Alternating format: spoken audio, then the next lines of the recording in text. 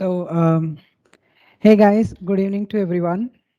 As you all know, this is our second session on Android Study Jams. Today we are going to have the session on Introduction to Jetpack Compose. You'll get to know what is Jetpack Compose soon. So today we have Mr. Shreyas Patil. He's a Google developer expert at Android, and he's also an open source contributor. And he also write technical content. So whatever the doubts you have in the session, I will be sharing a link for these doubts and the poll link. You can type your doubt there, and I'm very sure he will be definitely getting to answer your all your queries. So, uh, and one more thing I would like to say is, please stay till the end and have fun in the session. And so I'll now pass over the presenter view to Mr. Shreyas Patil, and he will take on from now. Thank you. Cool. Thanks so much for such warm introduction. So I'm sharing my screen and yeah, hi everyone. Uh, Welcome to this session, which is introduction to Jetpack Compose. So in this session, we will learn like how to make Android applications in modern Android toolkit, which is Jetpack Compose. So even if you don't have any prior experience of developing Android apps, you will see how easy it is to develop Android apps in Jetpack Compose. So let's start. So before starting, let me introduce who am I. So I'm Google developer for Google developer expert for Android and also working as an Android developer at Paytm Insider. So and I basically love Kotlin and Android technologies. Also, like I'm web developer. Apart from that, I'm a community organizer at Kotlin User Group Mumbai, and I'm open source contributor and maintainer. And I also love to share my learnings through technical blogs and articles. So that's what. So let's start with the beginning. Like, let's see actually what Jetpack Compose is.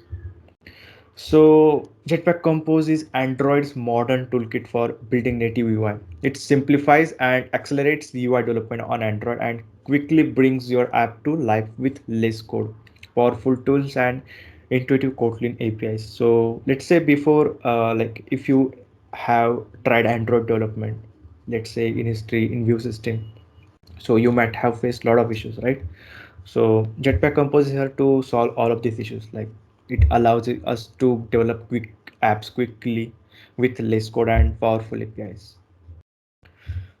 Let's talk about features of Jetpack Compose. So the very important one is it is fully built with Kotlin programming language, which enables you to write code with DSL support, which is domain specific language. And Compose lets you write less code with ease in very less time. It's powerful and accelerates your development basically. And you can do more with less code, and it's very easy to test and maintain your code. And you just have to describe your UI, and Compose compiler does the rest thing.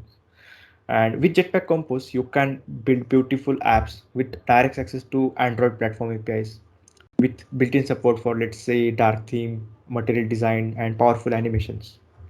So these are some of the features of Jetpack Compose. Now let's talk about why Jetpack Compose. So let's understand the reason for choosing Jetpack Compose over our existing system. So if you have worked with existing view system in Android development, then you might be aware that in existing system we need to write or we need to design our UI in XML. So we basically design our app design in XML layout files. Then once it is ready, then we need to bind it in our Kotlin or Java code like activity class or fragment or any view class. And so that's very tight coupling, right? If we do any mistake while binding, then it lead to app crashes or your app stops working in between. And you basically get each and every UI component by calling find view by ID method, and it literally searches for that specific component specific view in the whole view hierarchy. So that's costly thing. it has a certain cost, and after all of this, it becomes maintenance overhead for the developers, right? You have to maintain separate UI code, you have to maintain your separate business logic, which is like you need lot of changes if you are changing small things, right? And so that's the thing, like if any new requirement comes, we need to change XML design, and also same changes to be done at like your code side, like Kotlin or Java. So that's how our existing system looks like before Jetpack Compose. And let us see what Jetpack Compose brings for us. So in Jetpack Compose, we don't need all these things which we used to have in existing system. Here, we just have single development language, that is Kotlin programming language for both UI and development. Means UI development and business logic, like a business development. So we can achieve single activity architecture with Compose very easily. So we don't need to create multiple activities or so many fragments in Jetpack Compose. We can have one activity, and that one activity will host our all Compose screens. So this everything can be loosely coupled using Jetpack Compose. Also, Compose is functional, so you don't have to worry about classes and objects. Everything is functional, so it becomes very easy to develop common or reusable UI components as per the theme of the application. Also, the way we write code in a declarative UI, let's say if you have ever tried HTML, or the very best example is if you have tried React Native or React or Flutter, it is same. Jetpack Compose is inspired from the same UI. It follows it follows the approach of declarative programming, which makes use of DSL patterns in Kotlin. So it becomes readable and easy maintainable code, and basically easy to understand code. So that's the advantage of Jetpack Compose over existing system. So let's understand Jetpack Compose by writing small piece of code. So to use Jetpack Compose in your project, you have to add these dependencies. Like you have to add this some 4 to 5 dependencies. You have to enable Compose in as your build feature, and also in Compose option you have to provide Compose version. So that's the small uh, like small necessary step for adding Compose in your project, or you can also add this in your existing project. And let's start composing. So you just need one activity, right? We just discussed. So in your activity, just use this method set content, which is extension function on component activity. And from this function, you can start composing your UI component. So inside from this function, you can start planting your composable components. And here are some basics. So to make your UI components, you need to create composable function. So inside that composable function, you have to write UI code for building your components. Like it may be a screen component, it may be a smallest component which you want to build, and you need to annotate this function with composable annotation. So this annotation is just an instruction for Compose compiler, and Compose compiler does the rest of the things for you, which we'll discuss.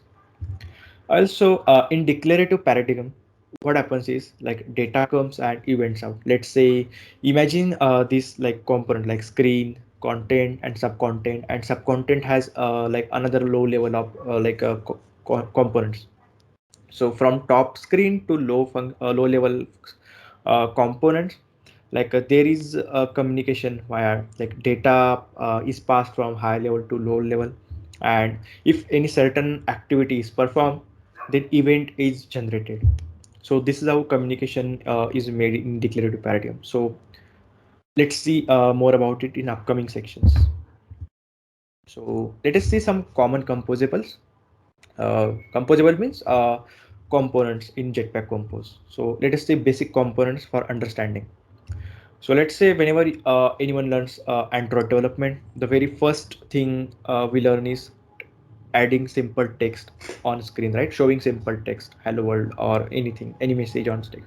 So to show a message on screen, you just have to you just have this text component, which is part of Jetpack Compose library.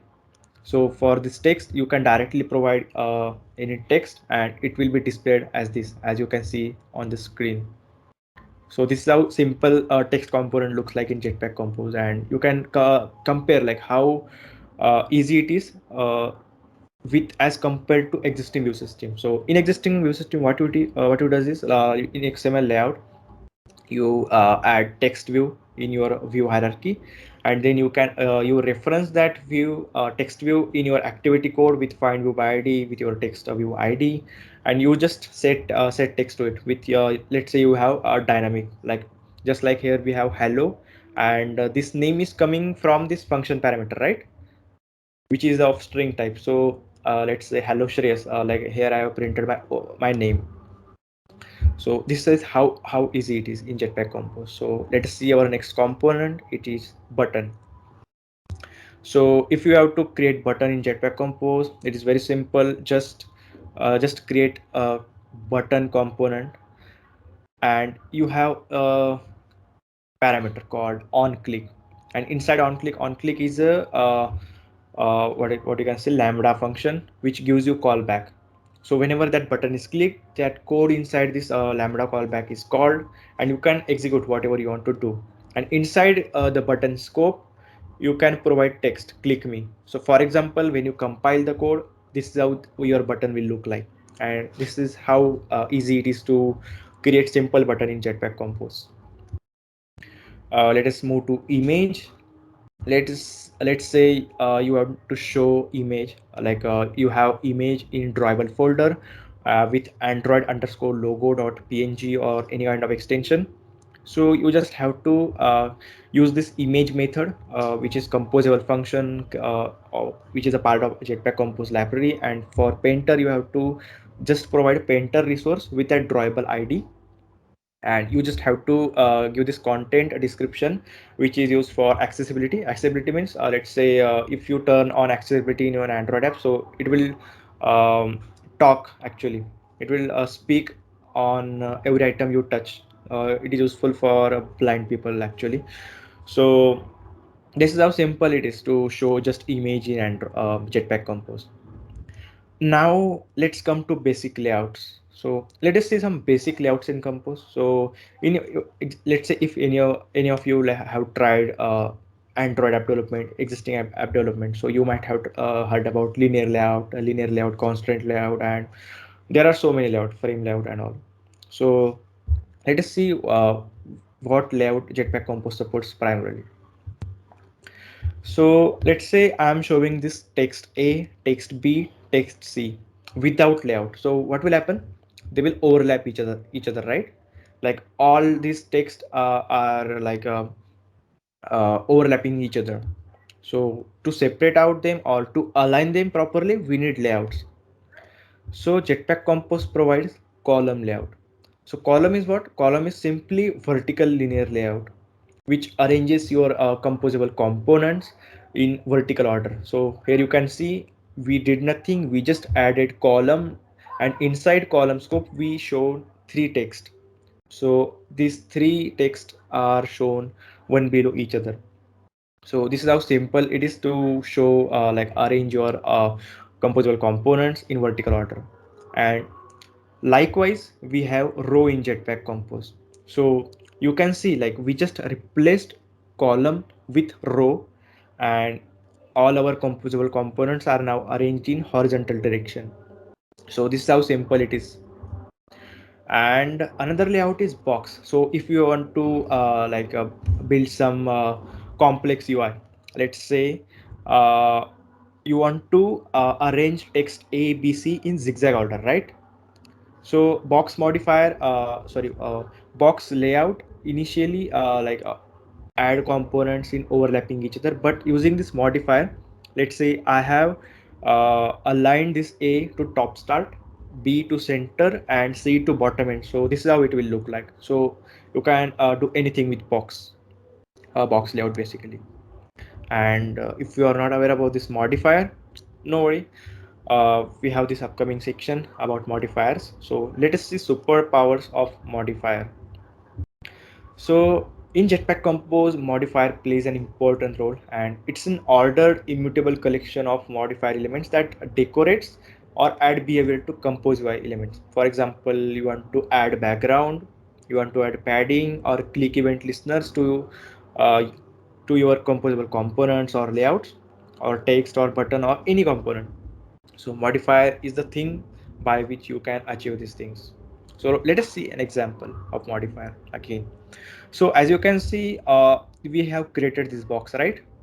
And for the box we have given modifier dot background with color dot gen, and inside the box scope we have created a text and text hello text, and for the text we have given modifier, and modifier having order of first we are giving padding of 8 dp, and again we are modifying background of text with color as red.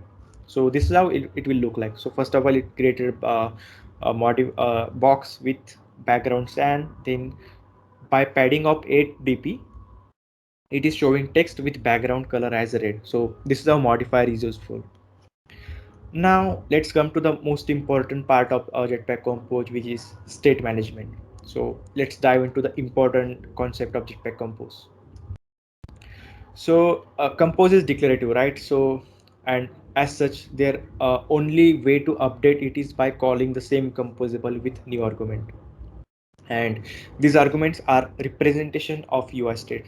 Anytime a state is updated, recomposition takes place. So don't worry, we will talk about recomposition, what is recomposition in upcoming slides. But states, so composable function can store a single object in memory by using the remember composable.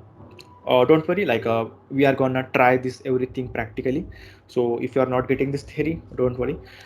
A value computed by remember is stored in the composition during initial composition, and stored value is written during recomposition. And remember can be used to store both mutable and immutable objects. And the mutable state of is a function. It creates observable mutable state, which is observable type integrated with compose runtime. So which is it is heart of Jetpack Compose actually. So as you can see, this is an interface which has a mutable property called value. Any changes to value recomposes whole composable function which reads value. And let's talk about recomposition in Jetpack Compose. Like what is recomposition? So recomposition is the process of calling your composable function again when input changes. So when compose recomposes like based on new input, it only calls the function or lambdas that might have changed and skips the rest. For example, we'll see example. So here we have created a text value. Okay, here you can see state value called text value. Its initial state we have defined as blank, like a blank string, right? And this state has been remembered so that whenever recomposition occurs, it remembers its last value. And this state value is given to the value of text field. And this text value is mutable. So we are modifying it when we receive on value change event from text field. After that, there is a simple text below in which we are showing u typed and whatever the value of that state value is. So whenever text value is changed, the whole composable function is recomposed again, and text value will be computed, and same will be reflected in text field and text component. So as you can see, whenever I'm typing something in this text field, the same is gonna reflected inside this u typed, right? U typed, and whatever I'm typing, it is reflected there. So this composable function is recomposed again and again whenever input is changing. Why? Because we have created mutable state. So whenever that state is changed, this whole function is gonna call again and again. No issues. Let us see compose in action. So let's switch to Android Studio and see how can we develop simple app with Jetpack Compose. So I'm gonna share my full screen right now. Cool. Mm, yeah. So let's create new project. So in Android Studio, just click on new project and select empty compose activity, which will help you to set up project on your machine. like which it will already have some basic boilerplate code for Jetpack Compose. So I will click next. So today we will build simple counter application using Jetpack Compose. So I will name it as a my counter. Okay, and I will just click finish. And as you can see, it is creating project for us. And yeah, it created a project for us and it is building. So we will have to wait till that time. But before that, I will introduce you like what are components basically generated here. So as you can see, it has created activity for you, like main activity, which is extending component activity. And inside that, on create function of main activity, it is setting content, and inside the setting set content, we have initiated building or compose screen. So first of all, there is a my counter theme. So if you remember, I gave application name as a my counter, right? So it created a my counter theme. Uh, this is again a composable function. So this composable function is responsible for theme management of our app basically. So let's say if whatever colors we are using in this app, typography, and all things which are related with theme, we can configure here. Let's say if I click on this function, we'll see its implementation. So it's basically creating material theme for us. And inside content, so content is what content is a composable lambda function, a composable lambda higher order function, uh, in under which we are rendering our whole app. So this is how it generated ready-made boilerplate code for us. And inside the theme, we have created this surface with some background, which is again material background. Like this color will come from the theme which it has defined. And inside it, we are showing this greeting. So greeting is what? Greeting is composable component which Android Studio created for us. And you can see this here. If you create this split, you can see code as well as design. So it's still building, that's why but it will, let's say I will click build and refresh. So it will refresh preview for us. So from where this preview is coming, so any composable function, if you mark as preview, it will generate preview of your component. So as you can see in this preview function, we are seeing this greeting with name as Android, and this name is passed here, right? So we should see hello Android here, as you can see here. So this is how it is, like basic. So I will simply remove this greeting, and we will say create our own function right now. Okay, we will say at composable, we will say counter screen. Okay, so we just want our counter, right? So as you can see, we remove greeting, we will set counter screen here.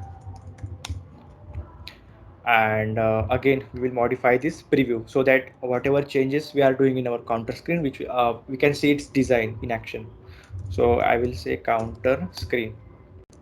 So in counter screen, we want to show two buttons, which is one is negative button, one is positive button, and we want to show one text, right? So we will say we will first we will arrange all these items horizontally in row. So we are gonna use row here so that we can show so I have type row here, and to import it, I will just press alt enter, and it will import row component first. So row is also what? Row is composable component, as we discussed in slides. So now we have to create buttons, right? So I will create button. So on click, we will define it later, but inside this button, we have to create minus button first, right? So I will say text as negative. I will copy this button and paste again with plus sign, correct? And inside these buttons, we will show text, simple text with, here we will show count. Here we will show count, and after count, we will show actual count, like what is number count. So we will have to create one variable, right? Which is var count, which it will be mutable type. So we are declaring it as a var because it will change by time, right? It will be of type integer. So let's say count starts from 0. Okay, and we will show count here. Cool. Let us see how this looks like. So I will say build and refresh. So as you can see, like how easily we developed our UI component. Okay, so this is how it is looking. So first negative button is visible, then count, then plus button, correct? And in between we have to add some spaces, right? Because it is not looking that much great. So I will add space modifier. So spacer is a component by which you can add space between components. So I will say modifier dot size. Let's say give size of 8 dp, and I will copy this spacer between again this text, and I will add some gaps so that we can easily read all these things, and I will build and refresh. Cool. Now you can see it is segregated, but also another thing is this is not center align, right?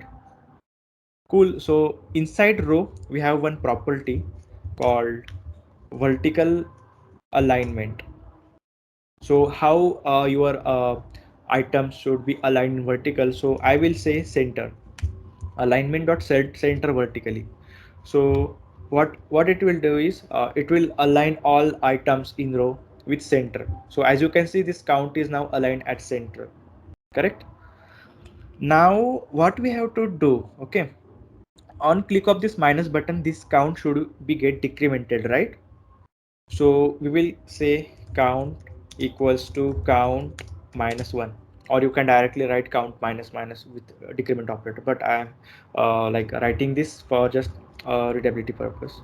And vice versa, we have to do count equals to count plus 1, right? This is for plus button. So what should happen? Let's run this application in our emulator. Okay, this is not complete example. Okay, still something is remaining, and we will see how we can solve it. So this is our emulator in which we run our application. So this is building, and I will close all existing tabs and I will rerun this application.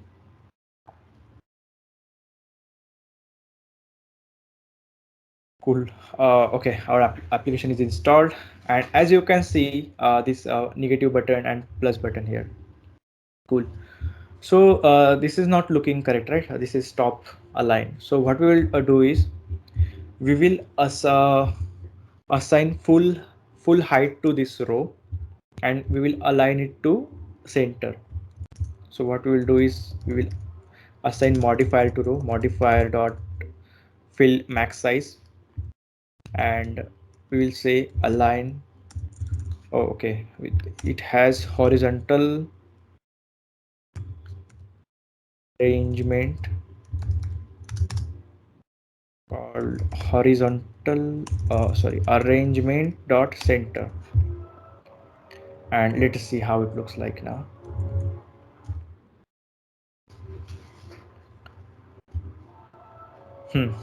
Now you can see this everything is centered now. So when I'm clicking minus button, what happening is count should be get decremented, right? But as you can see, nothing is happening on click. Why? Because it the value of count is getting incremented or decremented, but not getting listened by this count actually, because this is not state actually. So this is not stateful, so we have to make it stateful. Okay, so we will say var count by mutable state of, and inside mutable state of we have to give initial value which was 0. So it is we have to import this. So by is delegation. So this is simple delegation of state. So now let's run our example.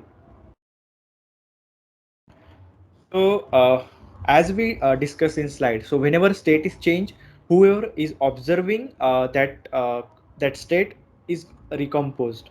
So let's say when on button click of minus, count is getting decremented, right? So this value will be mutated, this value will be modified, and whoever is listening that value, let's say who is listening that value, text is listening to that value. So text will be get recomposed, it will get let's say re-rendered with updated state, but still nothing is happening after this on click, because this is getting recomposed but its value is not getting remembered, because this function is getting called again and again when values change, and its previous value is lost while this process is going on. So what we will do is we will remember this value over time of recomposition. So now what happening is, let's say if we okay, let's run the application first and see results like what is happening. So now let's try. I'm clicking this minus button, and as you can see now it is changing. Now count is -7. Now I'm clicking increment operator, and you can see count is increasing now, and our both buttons are working. So what's happening here? So whenever we are modifying the count, that count is getting like modified with updated value, and this function is getting called again and again after every value change. And this remember is helping us to remember its previous value before the recomposition happened. So this is how the simple program in compose looks like. So you can imagine this is just a small line of code, and you can achieve this thing, which was not the case in existing code, right? Existing view system code. And you can see like how easy and how readable is our code. So we just have to declare our UI, like just we declare buttons, spacers, text, spacer, and again button. And you can like you just saw like how easy it was to manage state in Jetpack Compose as well. So let's come back to our presentation. So yep. So let's see resources to learn Jetpack Compose. So here are some learning resources. So if you want to learn Jetpack Compose, official site has most of the resources to learn about Jetpack Compose. You can subscribe to official blogs of Android developers on medium.com, which they regularly post something about Jetpack Compose and any other Android stuff. If you are interested, then you can stay in touch with official YouTube channel of Android developers. They regularly publish some new things about Android development as well as Jetpack Compose. And to learn some Jetpack Compose things step by step, you can follow Google Code Labs, where you can see like how to achieve something in Jetpack Compose, anything in Jetpack Compose with some certain steps. So that's all. And if you need any help from my side, you can visit my official site shrespatil.dev. There you will find my contact details, and you can directly ask me anything regarding Android development and Kotlin, and I would be always happy to help everyone.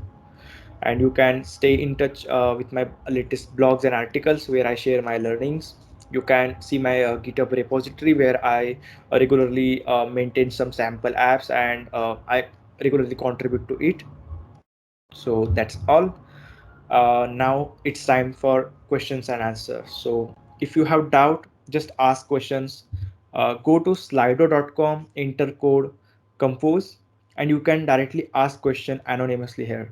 So let's take our first question. Can you recommend some good open source Android projects that I can contribute to? Actually, GitHub is very vast, and there are so many good open source projects for Android. Let's say if you are interested in contributing to open source project, then Google itself has some samples for modern Android or demonstration of modern Android toolkits and all. So you can just search for Android samples or compose samples on GitHub. You will redirect to that repo and you can contribute to it. So it's open for everyone to contribute.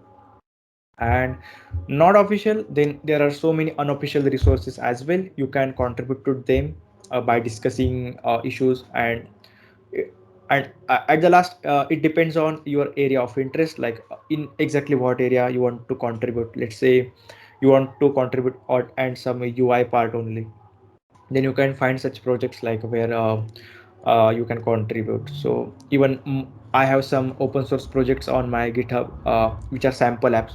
You can contribute to them as well, and also you can see other developers. There are so many projects on GitHub actually. You can look into it. So next question is, when doing MV architecture, if I collect my flows as state at topmost composable and do something like prop drilling, will it cause performance issues? So answer is no.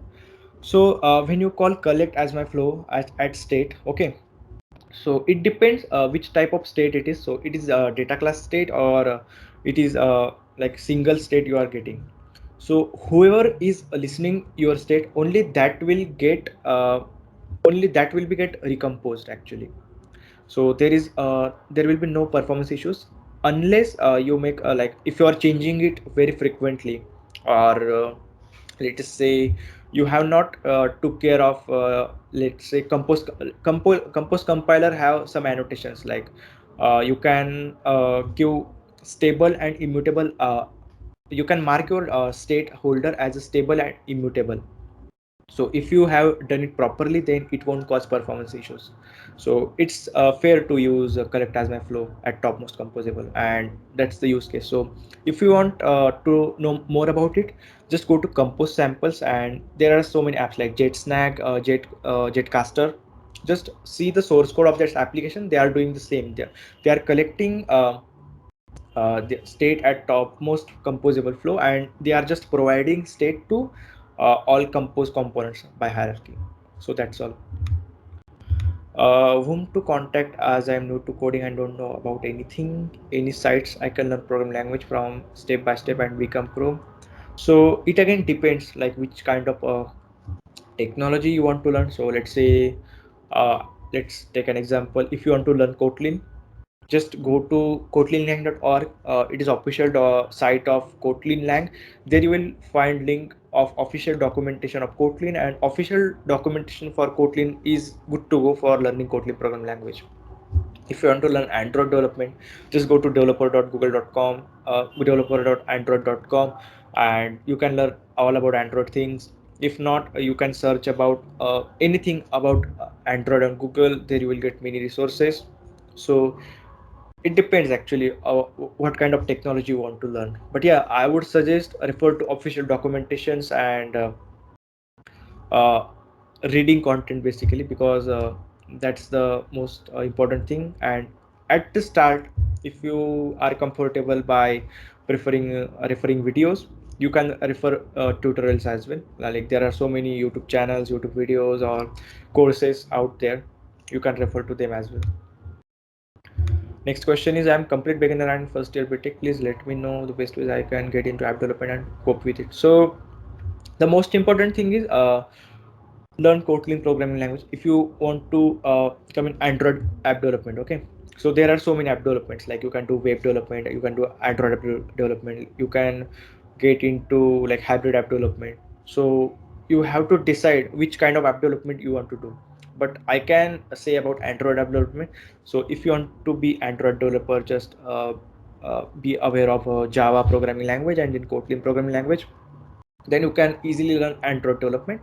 Just stay in touch with the community, search about various projects about Android on GitHub, and this is how you can learn effectively. It's what I'm doing. Sorry, actually I can't open this right now, but yeah, if you have more questions, you can connect with me on LinkedIn, and I will be happy to discuss whatever doubts you have. I'm new to coding. How can I improve my coding speed? I would say everyone is beginner at the time of beginning, like learning programming language, right? So it automatically improves when you do practice. So practicing is the thing which will improve your coding speed, or basically thinking speed. So that's all. Although Jetpack Compose focuses on less code, is there any other way where I can reduce more code at Jetpack? I'm very much new to coding. Actually, that's not problem. You can.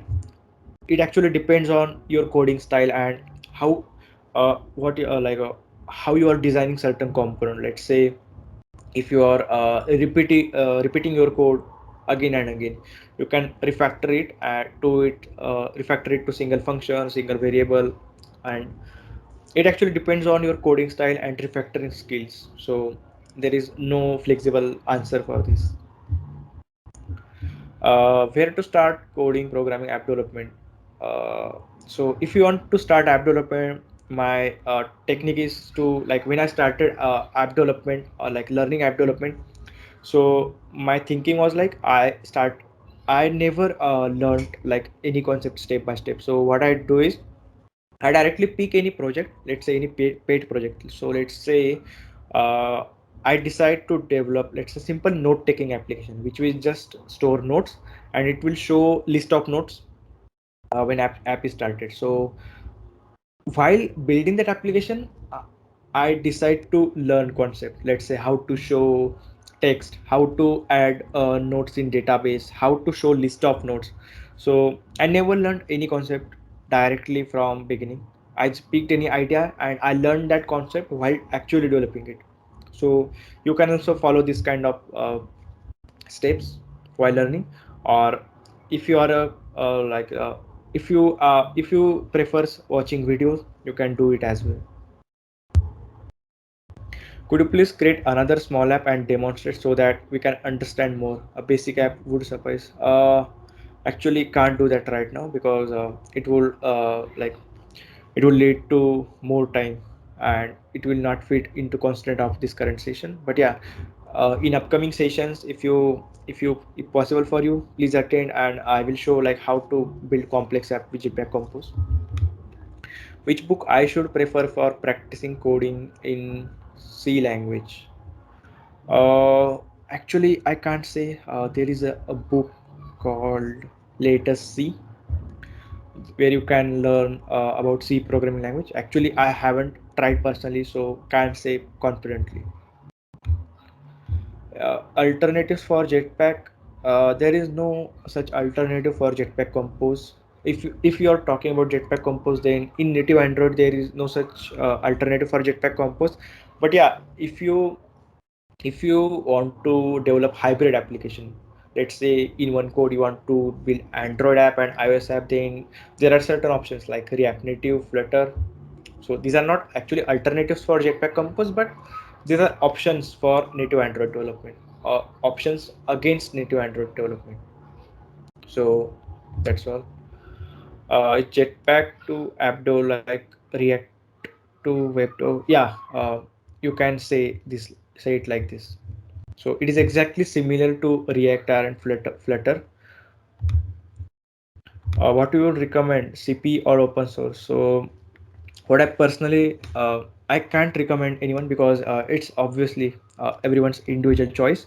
But what I prefer is I prefer open source because I never did CP in my life yet. But yeah, I love open source and open source things all. So I personally do open source, but I won't recommend anything. Like it depends on you actually, like what you would like to do. So I would say just invest time on what you like or what you love. Any site where I can interact and learn with other coders and developers.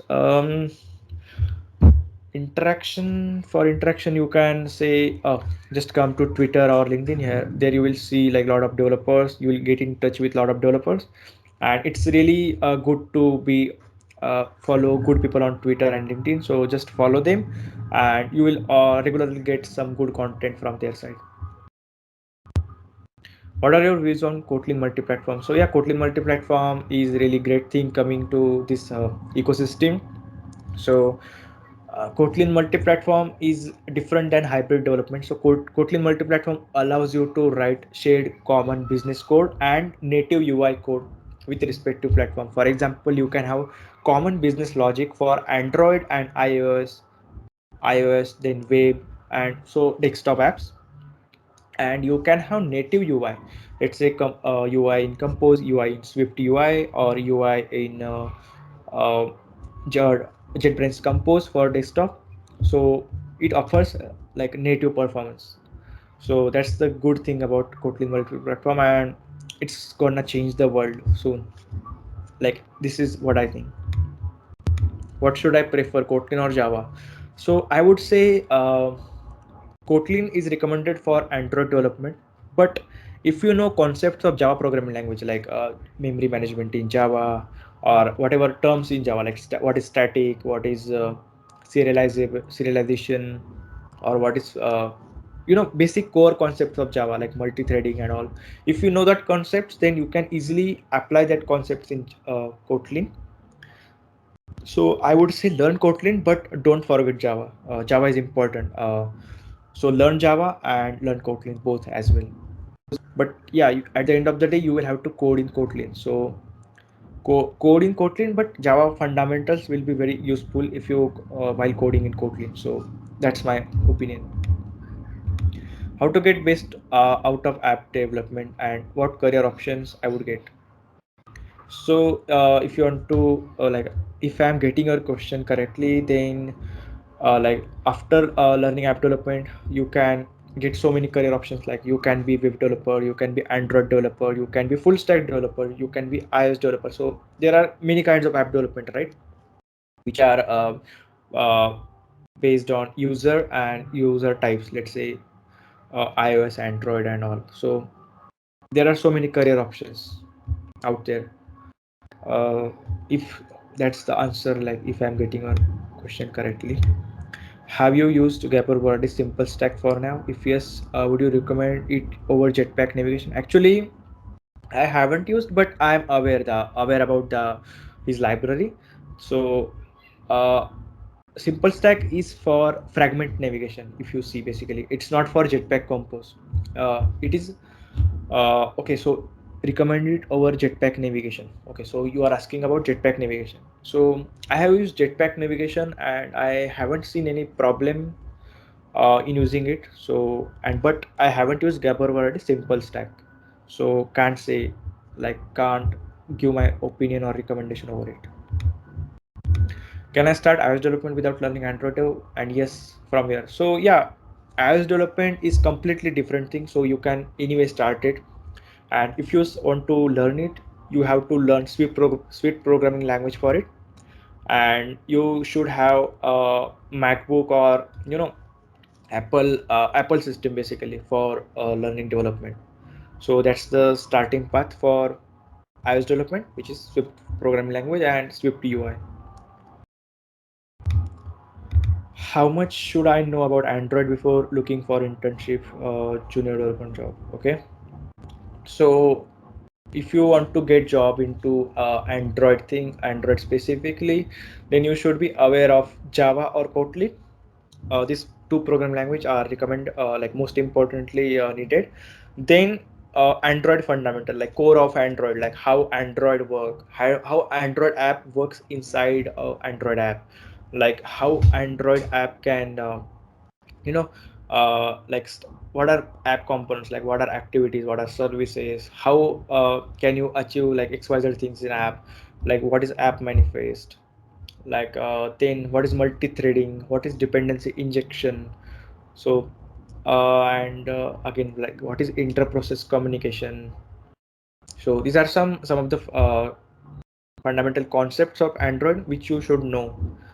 And if you want to get more info about it, just search Android interview questions Mindocs on Google.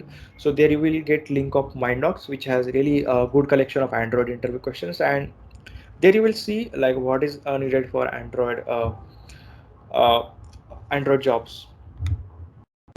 Companies are not focusing on specific role as Android developer for fresher. How can I get into fresher? Everyone is asking for 3 4 years experience. That's not true actually. So being a student, if you are like exploring that thing from initial phases, like I did, like I was a college student till this year. I graduated this year and I directly got job into Android development. So uh, like in my experience, that's not true.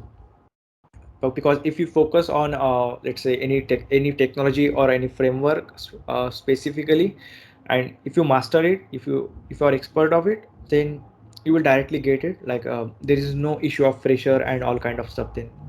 So that's all. Just work on it. Like if you are interested in Android development, just learn about Android development in more deeper and more deeper. Get into internship, let's say Android development internship, and let us see like if the opportunity comes, you can get into full-time Android developer. So that's all.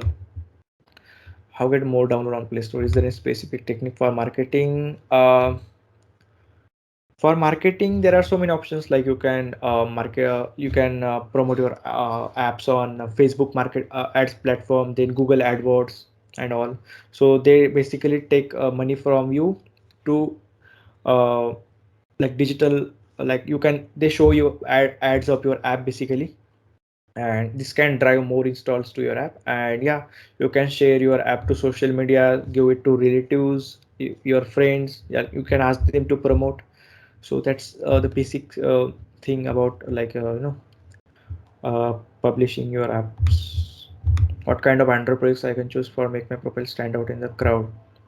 I would say don't run behind shining things, and you can pick simplest app, but just do it with perfection. As I mentioned, just let's say do note taking app, but do implement it with all outstanding technologies and components frameworks. I would say libraries. Let's say if you are doing it in Jetpack Compose, do it with Room database. Then schedule, like you can do, you can make it. You can design its feature, like you can make its unique feature, and you can try to make them so that you can make your good profile. What should I learn for multi-threading? Kotlin, Flow, RxJava, or something else? So I would say if you are talking Android specifically, then I would say Kotlin coroutines and Flow are good to go. Uh, in my opinion, now literally these days everyone is learning everyone is using Kotlin coroutines and Flow. So that's all. But if you are talking about, let's say, Java and all, then RxJava is good to go. Like it is a very old library and still has like many advantages over Kotlin coroutines and Flow. So it's also good. Can we get projects from other people and from here? Sorry, I'm unable to get your question, uh,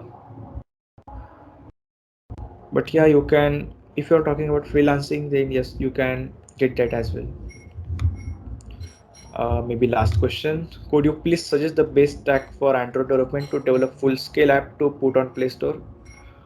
Um, Actually, to clear your doubt, see, we develop app for solving particular use case, not for implementing technology or stacks, right? Technology is for product, not product for technology. So whatever use case you want to solve it by your technology, by your framework, by your methodology, and you can build any kind of app and you can publish it on Play Store. So it depends on your use case. Let's say if you want to develop your app in very less time, okay, you have to develop Android and iOS app in less time. So you can choose React Native and Flutter, which will enable you to build both apps in just single code with less time. But if you have more time, you are doing some heavy task in your application, you are playing with hardware, right? So for this, hybrid application is not good choice because it then again comes to performance overhead and like app size and all. There are so many issues with it. So you can prefer developing native Android app. Let's say Kotlin for Android and Swift for iOS development. So this can be separate app and you can put them on Play Store and App Store respectively. So it basically depends on your use case, and stack of your application also depends on your use case.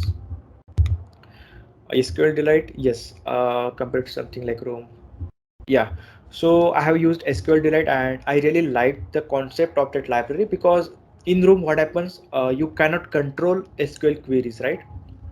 Room is ORM and it does things internally, but SQLite is something which we have full control over our raw queries, and it let us enable to write raw queries with our own schema.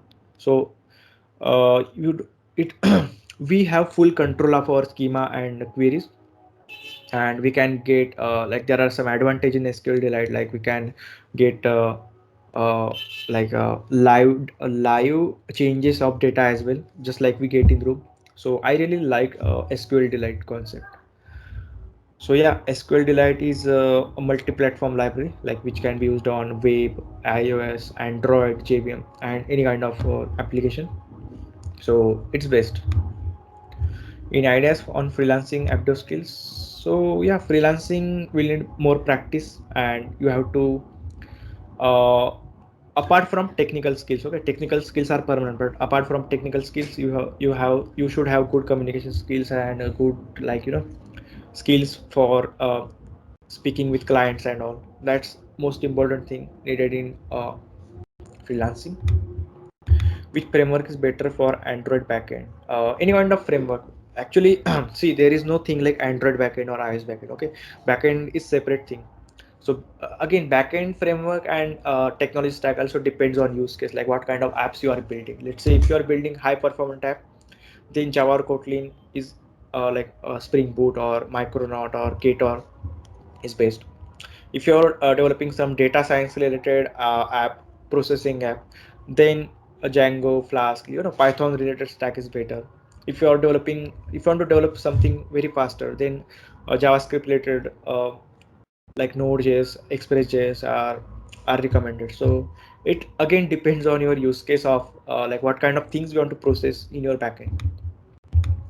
Many of my batchmates are doing coding since long, but I'm new to it, so feel left out. I went. See, this is natural, okay, but never think like this, okay. This happens with every developer. So I would say it's never too late. Just start. Just kickstart is important. So I would say just start learning and don't think about these things. Just ignore these things and just focus on yourself and your learning, and this is how you can cover it up. And this field is very vast actually. So let's say I'm learning Android since 2016, but still I'm learning because so many things are changing day by day, okay. Like new frameworks are coming, new APIs are coming, old are getting replicated. So everyone has to stay up to date with technology and frameworks. So staying up to date is the best thing. So you will never feel like you are behind something. So just stay up to date. Which will give more exposure, open source contribution or internships for Apto? It again depends like what kind of contribution you are doing in open source and what kind of internship you did. So there is like no specific answer for this. Can you talk about journey, how you become Google developer expert? Actually, it's very long story, so cannot be covered in this small amount of time. But if you want to see like there is a previous, like I some months ago I spoken at DSC MESCOE Pune about my experience, so you can search about it on YouTube. You will get it. Please suggest some tips for GSOC in app dev. Okay, so Google Summer of Code is a really good initiative by Google for promoting open source stuff. So I would say start preparing it from now. Okay, it is usually used to be happen in March or April or May month maybe, like application starts. But see what kind of organization where they are for last GSOC, and start contributing to them from right now. So see list of organization, see which of them are doing app development. So go to their repository, try to fix some of their issues, so they will know you are. And at the time when you will do application for GSOC, they will know, oh, that guy already contributed to our project, so they will consider you. So these are some tips. Yes, as long as you are a student, you can participate. I have created app and published on Play Store. I use third-party content as per the request of third-party vendor, and we had agreement to. Uh, okay, I'm not getting your question, but yeah, I got message from their team. Okay, continued that violated their policy and suspended my account. What would be the reason? So you might have got the reason via mail. So which with details of which policy you violated. So I would say just check your mail, and they must have mentioned what kind of policy you must have violated. Third party content, but again with they might have attached screenshots of your application, like the part which which might have violated. So I would again say check your mail, and if not, if that's not clear, just contact Google Play support development team, and they will get back to you with detailed information. So that's all. Looks like there are no questions. Thank you so much everyone for being amazing audience of the session. I'm really glad you ask questions and all kind of stuff. Thank you so much. Over to the team of DSC. Yeah. Thank you so much, sir, for your valuable session. And sure, we are, if possible, we'll try to have one more session on this on with you, and it will be a pleasure for us to have you again. So, guys, you will be getting a feedback form after this. After this event, you can fill the feedback, and we'll come up with more sessions on Android Study Jams. So, stay tuned to GDS NIT Delhi.